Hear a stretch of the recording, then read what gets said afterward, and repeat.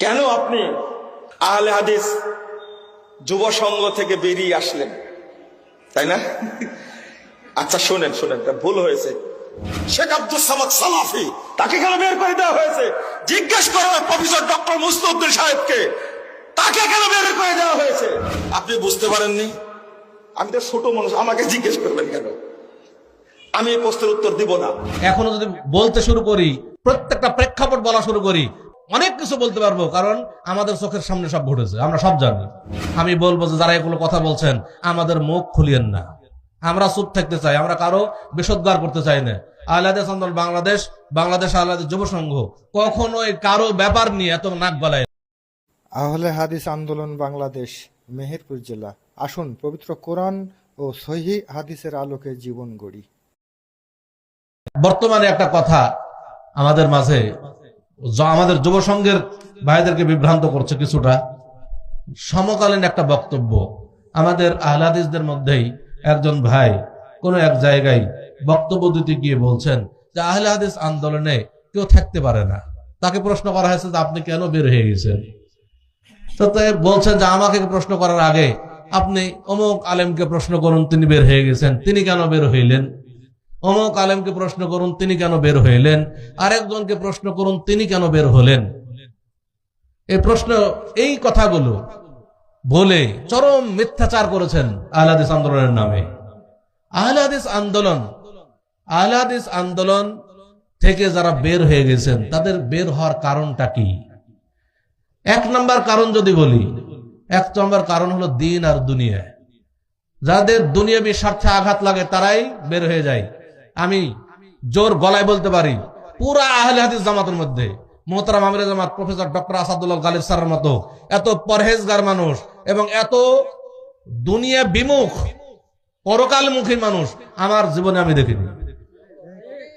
অতএব তার ব্যাপারে, তার কাছে আমাদের সমস্যাই হলো কোন জায়গায়, যখনই আমরা যাই তখন আমাদের দুনিয়াবি কোনো কিছু দেখলে তিনি আমাদেরকে বলেন, এই তুমি এটা করেছো কেন?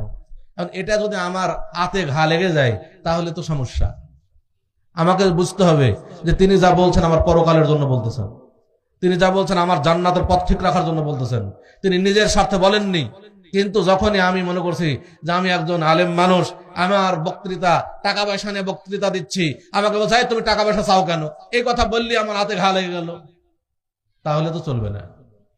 দুই নম্বরে বলবো, যে এই কথাটা বলেছে, আমি বলবো যতজন আলেমের নাম করেছেন উনি সবাইকে যদি একে একে আপনারা প্রশ্ন করবেন, সবার বের হওয়ার পিছনে যিনি বলেছেন তিনি একটা বড় কারণ। যতজন বের হয়েছে সবার বের হওয়ার পেছনে তিনি অন্যতম বড় কারণ।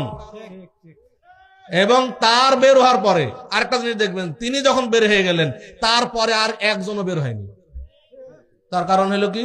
তিনি সবচেয়ে বড় কারণ ছিলেন বের হওয়ার পেছনে। এটা আপনারা তদন্ত করে দেখবেন, আমার কথা, এটা বাস্তবতা। আলহামদুলিল্লাহ, এগুলো আমাদের বেশি কিছু বলতে চাই না, বলতে গেলে অনেক কিছু বলা সম্ভব, আমি বলতে চাইনি। কিন্তু যখন তারা এইভাবে কথা বলে, এই কথার জবাবে কিছু কথা না বললেও সমস্যা হয়ে যায়। এখনো যদি বলতে শুরু করি, এই প্রত্যেকটা প্রেক্ষাপট বলা শুরু করি, তো অনেক কিছু বলতে পারবো, কারণ আমাদের চোখের সামনে সব ঘটেছে, আমরা সব জানি। অতএব আমি বলবো যে যারা এগুলো কথা বলছেন, আমাদের মুখ খুলিয়েন না। আমরা চুপ থাকতে চাই, আমরা কারো বিষোদ্গার করতে চাই না। আহলে হাদিস আন্দোলন বাংলাদেশ আহলে হাদিস যুব সংঘ কখনোই কারো ব্যাপার নিয়ে এত নাক গলায় না। যারা গেছে আমরা মনে করি তারাও কাজ করুক, তারা যদি কাজ করে আলহামদুলিল্লাহ, তারা কাজ করলে আমাদের কাজ কমে যাবে ইনশাআল্লাহ।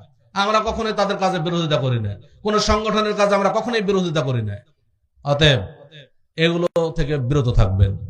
এগুলো যারা বলছেন তারা এই মিথ্যাচার থেকে বিরত থাকবেন। মিথ্যার অপকারিতা, মিথ্যার পরিণাম তো আপনার বক্তব্যে খুব বলেন।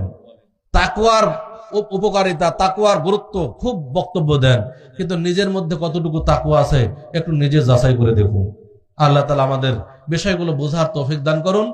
আমিন। ওয়াকুল জাআল হক ওয়া যাহাকাল বাতিল ইন্নাল বাতিলা কানা যাহুকা।